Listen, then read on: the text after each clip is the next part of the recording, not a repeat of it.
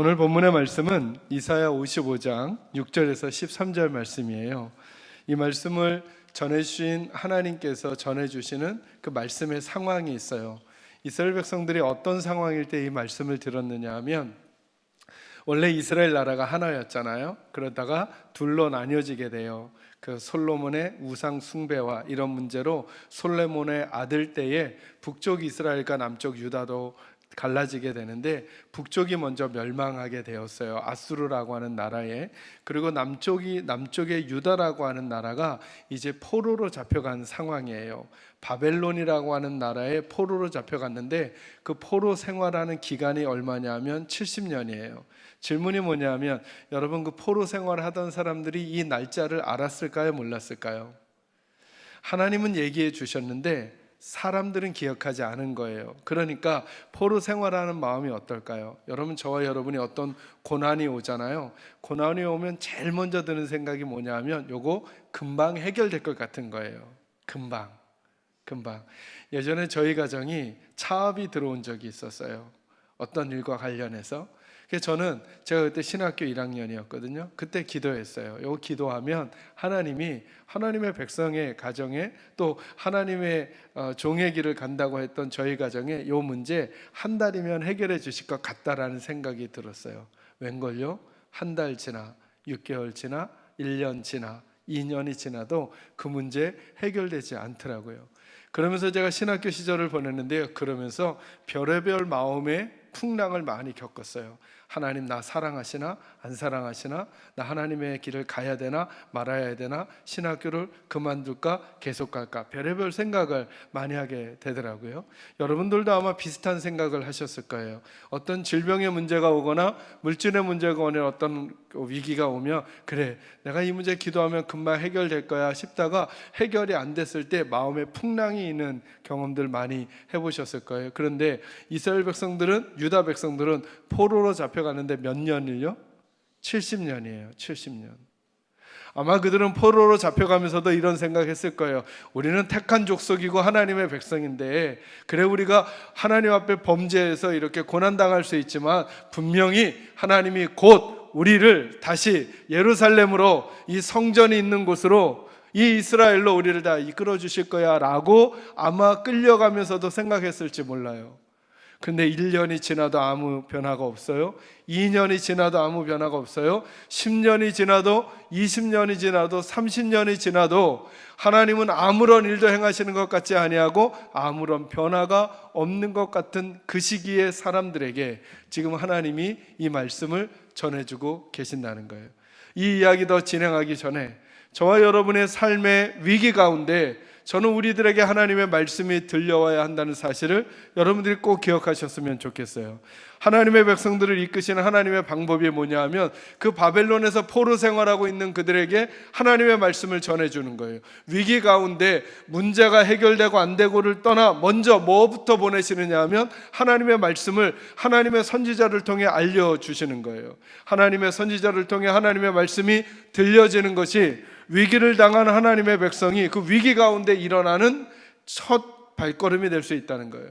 그러니 여러분들은 요즘 어떤 위기를 당하고 계십니까? 그렇다면 저는 여러분에게도 그것을 벗어나는 첫 번째 걸음으로 여러분에게 하나님의 말씀이 들려지는 복이 꼭 있기를 주의 이름으로 축원합니다. 하나님의 사람, 목회자이든 아니면 믿음의 선배이든 믿음의 동료이든 누구든지, 아니면 여러분 스스로 성경책을 펴고 읽을 때 여러분에게 하나님의 말씀이 들려오는 일들이 있어야 돼요. 거기가 변화의 시작점이고 거기가 출발선이 될 수 있다는 사실입니다. 오늘 하나님께서 유다 백성들에게 이 말씀을 전해주는 거예요. 근데 뭐라고 말씀을 전해주시느냐 하면, 이렇게 말씀을 전하는 거예요. 오늘 키워드가 되는 말씀은 6절과 7절입니다. 같이 한번 읽어볼까요? 읽습니다. 시작.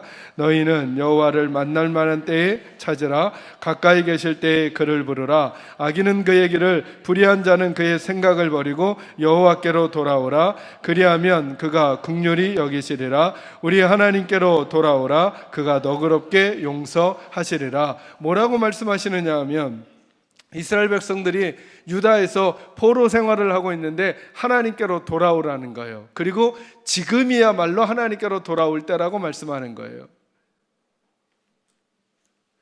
여러분도 혹시 이런 생각 한번 해보시겠습니까? 여러분이 지금 당하고 있는 경제적인 문제, 혹은 여러분이 지금 당하고 있는 건강의 문제, 여러분이 당하고 있는 자녀와 배우자의 문제, 어떤 가정 환경의 문제가 혹시 지금 포로 생활 가운데서 내 삶에 아무런 변화가 일어나지 아니하고 10년, 20년, 30년이 지나가고 앞으로도 몇십 년을 더 이 포로 생활을 해야 될 줄 모르는 유다 백성들에게 너희가 지금이 하나님을 만날 때이고 지금 하나님께로 돌아와야 할 때라고 말씀하시듯이 혹시 지금 저와 여러분에게 이 말씀을 하고 있는 건 아닌가라고 하는 거예요. 우리는 지금 다른 것에 마음이 많이 빼앗겨져 있는 이 시간에 지금이 하나님께로 돌아올 때라고 말씀하시고 하나님을 부르고 하나님을 만날 때라고 도리어 지금 이 시간이 이렇게 말씀하시는 하나님의 음성에 한번 귀를 기울여 보시지 않겠습니까? 이렇게 말씀하시면서 8절에서 11절 말씀은 왜 그렇게 해야만 하는지에 대해서 격려하시고 설득하시는 부연 설명이에요. 6절과 7절이 키워드가 되는 말씀, 그리고 8절부터 11절을 그 말씀을 북돋아 주기 위해서 이러니까 꼭 너희는 하나님을 부르고 하나님을 찾고 하나님께로 돌아와야 한다는 거예요. 오늘 이 말씀을 통해 저와 여러분이 하나님 앞에서 가져야 될 세 가지 말씀을 좀 전해드리고 싶습니다. 한번 따라하겠습니다. 상황을 보지 말고 믿음을 바라보자. 여러분, 저와 여러분이 인생을 살면서 우리들에게 벌어진 일들을 상황이라고 할 수 있겠어요? 그러니까 여러분, 이 말씀이 들려지는 이스라엘 백성들의 입장을 한번 생각해 보세요. 설명드렸듯이 포로 생활이 지난 10년, 20년, 30년 진행되고 앞으로도 더 그렇게 진행이 될 거예요. 근데 하나님은 뭐라고 말씀하시느냐 하면 내가 너희를 거기서 건져낼 거라는 거예요. 오늘 본문 12절과 13절 한번 보세요. 이렇게까지 말씀하세요. 같이 한번 읽을까요? 시작. 너희는 기쁨으로 나아가며 평안히 인도함을 받을 것이요 산들과 언덕들이 너희 앞에서 노래를 말하고 들의 모든 나무가 손뼉을 칠 것이며 잣나무는 가시나무를 대신하며 화석류는 찔레를 대신하여 날 것이라. 이것이 여호와의 기념이 되며 영영한 표징이 되어 끊어지지 아니하리라. 아멘. 하나님이 뭐라고 약속하시냐면 이 정도로 내가 너희를 회복할 거라는 거예요. 너희는 기쁨으로 나아가며 지금 뭐 하고 있는데요? 지금 뭐 하고 있다고요? 포로 생활하고 있다고요. 포로 생활하면서 변한 게 없는 거죠. 여러분, 포로 생활하는 이스라엘 백성의 입장을 한번 생각해 보세요. 아마 처음엔 놀랬을 거예요. 왜 우리가 여기 와서 이러고 살지, 하나님의 백성이? 그러다 시간이 지나면서 이게 내 운명인가 보다, 나는 이렇게밖에 살아갈 수 없는 인생인가 보다 하면서 체념하기 시작했을 거고 10년, 20년 지나가면서 세대와 세대가 이어져 가면서 점점점 어떤 마음이 들었을 거냐 하면 그냥 거기에 적응하면서 살았을 거예요. 적응하면서 살면서 우리 하나님 없이도 살 수 있게 되나 보다, 하나님 없는 어쩔 수 없는 내 운명인 걸 어떻게, 나는 이렇게 밖에 살아갈 수 없는 팔자인 걸 어떻게 라고 생각하면서 하나님 없는 인생, 낭망한 인생, 좌절한 인생 가운데서 나름대로의 방법을 찾아가던 그들 아니겠어요? 근데 그들에게 뭐라고 말하느냐 하면 하나님 다시금 찾아오셔서 말씀하시는 거예요. 그 말씀을 주시면서 너희는 기쁨으로 나아가며 평안히 인도함을 받을 것이며 산들과 언덕들이 너희 앞에서 노래를 말하고 들의 모든 나무가 손뼉을 칠 거래요. 여러분, 이게 무슨 그림이에요? 우리가 지나가는데 옆에 펴있던 꽃들이 우리를 향해 노래를 부르고 박수를 치는 것 같은 거라는 거예요. 굉장히 좋은 상황을 말하는 거죠. 여러분, 내 마음이 우울하면 다른 것들도 다 나를 향해 아무것도 보내지 않고 나를 손가락질하는 것처럼 느껴질 거 아니에요? 근데 지나가는데 나무들이 손뼉을 치고 꽃들이 노래를 하는 것 같다는 거, 그만큼 너희가 주목될 거라는 거예요. 지금은 뭐 하고 있는데요? 포로 생활하고 있는데요. 나 아직 아픈데요. 나 아직 경제적으로 어려운데요. 우리 자녀는 아직도 신음하고 있는데요. 내 일은 아직도 실패하고 있는데요. 그런데 하나님이 이렇게 말씀하고 있는 거예요. 13절 볼까요? 잣나무는 가시나무를 대신하며, 가시나무가 나쁜 건 아닐지도 모르겠지만 가시나무는 열매를 맺지 못하는데 그 가시나무를 잣나무가 대신해서 나게 될 거라는 거, 너희들의 인생에. 화석류는 찔레를 대신하여 날 것이라. 찔레, 도움이 되지 않는 찔레가 아니라 화석류가 너희에게 나게 될 것이다 라고 말씀하면서 우리에게 이 말씀을 주시는 거예요. 지금 이스라엘 백성들은 어떤 생활하고 있다고요?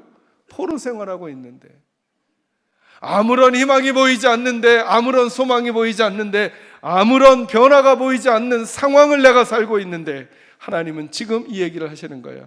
다시 한번 따라합니다. 상황을 보지 말고 하나님을 바라보자. 그것이 믿음인 것입니다.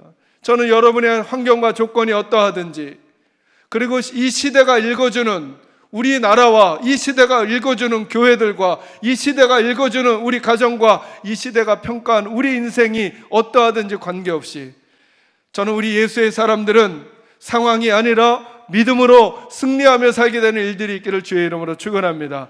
그러기 위하여 우리 속에 하나님의 말씀이 다가와야 한다는 거예요. 하나님의 말씀이 있어야 세상을 이길 수 있습니다. 여러분, 10년 전 뉴스를 한번 찾아보세요. 찾으실 수 있다면 찾아보시면 10년 전 뉴스도 우리나라 경기가 어렵고 경제가 어렵고 전망이 어렵다 그랬어요. 희한하죠? 9년 전에도 8년 전에도 6년 전에도 작년에도, 그래도 올해도 똑같이 어렵다 그러죠. 내년에는 어떨까요? 내년에도 어렵다고 할 거고 후년에도 어렵다고 할 거예요. 왜요? 우리나라가 처해 있는 위치가, 그리고 세상이 구조적으로 만들어져 있는 구조 자체가 어느 한 나라가 어느 한 나라를 편안하게 놔둘 것이며 밀어주지 않기 때문에 그러는 거예요. 우리 옆에 있는 강대국들은 계속 존재할 거죠. 어느 날부터인가 갑자기 그들이 자기들의 손해를 감수하고 우리나라만 평안한 상황으로 몰아줄까요? 아니죠. 자기들의 유익을 얻기 위하여 최대한 정치력과 군사력과 경제력을 사용하겠죠. 거기 그 틈바구니 속에서 우리는 존재해야 하니까 앞으로도 힘들고 어려운 인생을 살게 될 거예요. 근데 참 재밌는 것은 뭐냐 하면, 그렇게 10년 전에 어려울 거라던 우리나라가 지금도 건재하고 있죠. 그죠? 그러니 우리는 내년에도 건재할 수 있으며 그 다음에도 건재할 수 있다는 상황을 저와 여러분이 보는 지혜가 있어야죠. 왜 그럴까? 왜 그럴까? 우리 인생은 우리 힘만으로 사는 것이 아니기 때문에 그래요. 제가 왜 올 1년을 하나님의 일하심을 경험하는 교회 공동체 우리 성도들이 되기를 소망하며 이 비전과 함께 1년을 출발하는가? 여러분, 예수 믿고 살아간다는 게 뭘까요? 목회하는 목사로서의 저는, 가정의 삶을, 생업의 삶을 꾸려가는 여러분들로서는 예수 믿고 살아간다는 게 뭘까요? 예수님을 믿는 우리들에게 하나님이 어떻게 일하시는지를 우리가 보는 것, 예수 믿기 때문에, 하나님 사랑하기 때문에 그 하나님이 우리와 어떻게 동행하시고 어떻게 일하시는지를 보고 살아가는 것, 그것이 믿음의 모습 아니겠냐는 거예요. 만약에 내 삶을 아무리 돌아봐도 하나님이 내 인생에서 일하신 것을 찾아낼 수가 없어요. 그렇다면 어찌 우리가 믿음 생활을 했다고 할 수 있겠습니까? 아무리 상황이 어렵고 힘들어도 오늘 지금 비록 포로 생활 가운데 한가운데 앞으로도 뒤로도 갈 수 없는, 그리고 내 운명은 이것이다 라고 느껴질 수밖에 없는 그들을 향해서 하나님 지금 말씀하시거든요. 내가 너희의 길을 인도해 낼 것이며 찔레가 화석류로 바뀔 것이며 가시나무에서 열매를 맺는 일들을 내가 너희에게 보여줄 것이다 라고 말씀하실 때 하나님은 우리에게 반응을 요구하시는 거죠. 하나님의 백성들에게 너는 상황 때문에 주저앉을 테니, 아니면 내 말씀 때문에 나와 함께 소망을 품고 그 자리에서 다른 태도로 살 테니 라고 우리에게 도전하시는 거 아니냐는 것입니다. 비록 지금 포로기의 상황, 포로의 생활을 하지만 이 말씀을 듣고 반응하는 사람들은, 그래, 내 삶이 여기가 마지막이 아니며 이 모습이 내 마지막이 아니며 하나님이 하나님의 시간에 아름답게 나를 인도해 내실 거야 라고 하는 그 믿음이 생기기 시작하면 그는 똑같은 곳에 존재해도 다른 태도와 자세로 존재할 수 있지 않았겠냐는 것이죠. 그리고 오늘 우리에게 그러라고 말씀하시는 것입니다. 저는 이 말씀이 여러분 마음밭에 박혀져 여러분이 상황이 아니라 믿음으로 사시는 분들이 되기를 주님의 이름으로 축원합니다. 두 번째, 따라합니다. 내 생각을 넘어 하나님의 생각으로 살아가자. 왜 그러냐 하면 여러분 8절과 9절 말씀 여러분이 한번 읽어주시겠습니다. 8절과 9절 시작.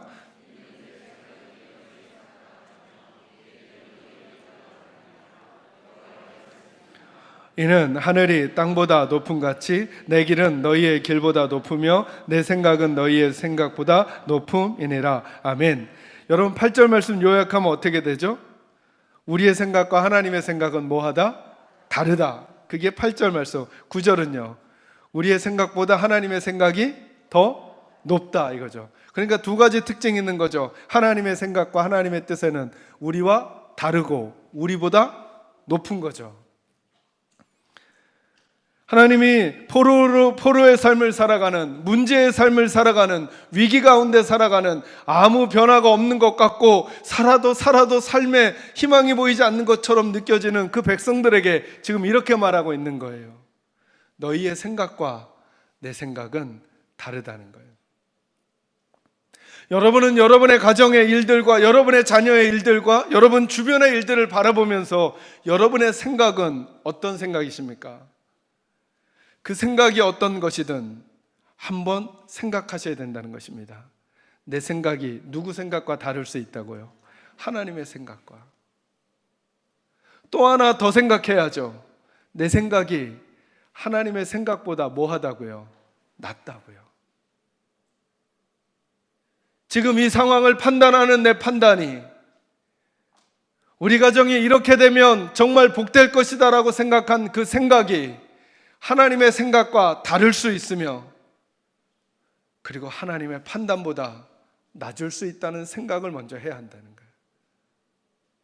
거꾸로 지금 내가 만난 이 일이 나에게 큰 위기이며 나에게 저주스럽다라고 느끼고 있다면 그 생각과 하나님의 생각이 다를 수도 있다는 거예요. 이건 도리어 우리에게 기회가 될 수도 있다는 거예요. 어떤 기회요? 하나님 말씀하잖아요. 지금이 내가 나를 찾을 때요. 지금이 내가 나를 만날 때라는 거예요. 지금은 한숨을 짓고 탄식하고 절망하고 망가지고 주저앉을 자리가 아니라 도리어 더 하나님을 부르고 하나님을 만날 타임으로 하나님이 우리에게 그 시간으로 지금을 주실 수 있다는 거예요. 그러니 지금 우리가 가진 생각을 넘어서서 하나님의 생각을 마음에 품고 살라고 말씀하시는 거죠. 왜냐하면 하나님의 생각은 우리의 생각보다 높기 때문이죠.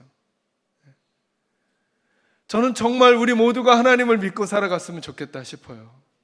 하나님이 생각과 하나님이 뜻을 품으시면 그분이 내신 길과 그분이 내신 방법은 우리의 생각과 우리의 뜻을 넘어갈 거거든요.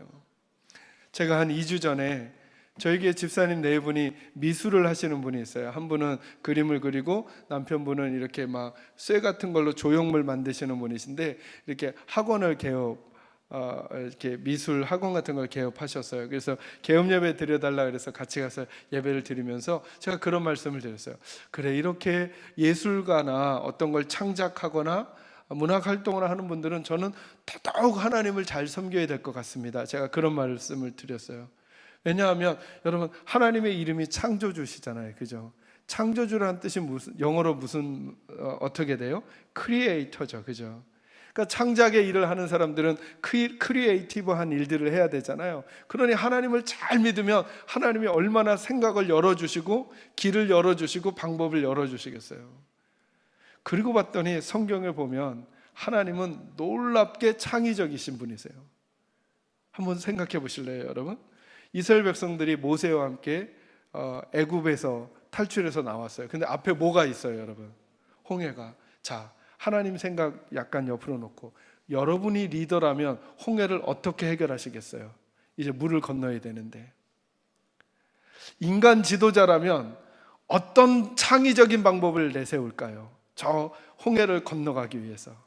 아마 큰 항공모함을 불러오거나 어디다 전화해가지고 백을 이용해서, 아니면 거대한 펌프 같은 거 가지고 막 물을 빼낼 생각을 하다거나. 근데 하나님은 어떤 방법 생각하셨냐면 모세 보고 네가 든 손에 든 지팡이를 앞으로 내밀라는 거예요. 그리고 갈라버리셨어요. 이 생각을 누가 할 수 있을까요? 누가? 이 길을 누가 만들 수 있을까요? 하나님 말고. 여리고성을 점령할 때는 여러분 하나님 생각을 약간 옆으로 놓고, 여러분이 만약에 이스라엘 백성들을 이끄는 장수예요. 근데 여리고라고 하는 성을 점령해야 되는데 그 성이 견고하고 그리고 군사들이 잘 준비되어 있어요. 여러분이 장수라면 그 성을 어떻게 점령할 방법을 내시겠어요? 이 정도 아닐까요?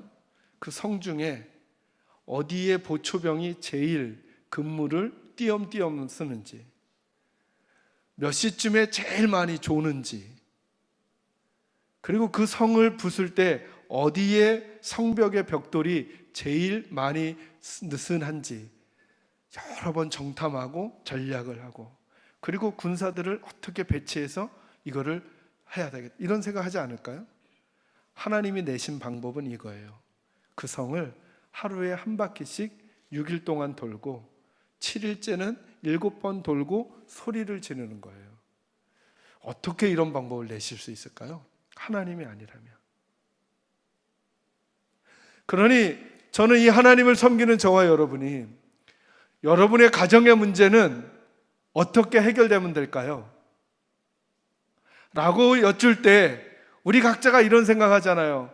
하나님, 요런 식으로요, 요런 식으로, 요렇게, 요때, 요 방법으로요 라고 하는 그 방법 말고 전적으로 하나님께 맡겨보는 거죠.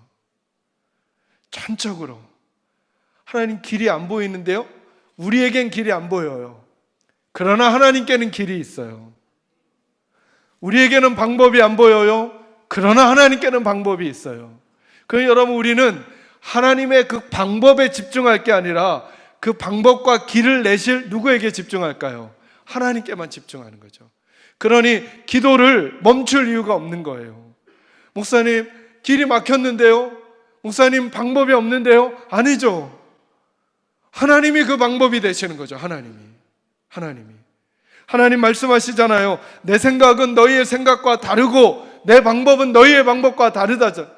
그러니 하나님의 방법과 하나님의 생각 가운데 우리 자녀를 맡겨드리고 우리 가정을 맡기고 우리 인생을 한번 맡기는 거죠. 그래서 기도는 오늘도 유효한 것입니다. 여러분, 기도할 방법을 모르시면 그냥 기도하시면 돼요. 하나님께 도와달라고.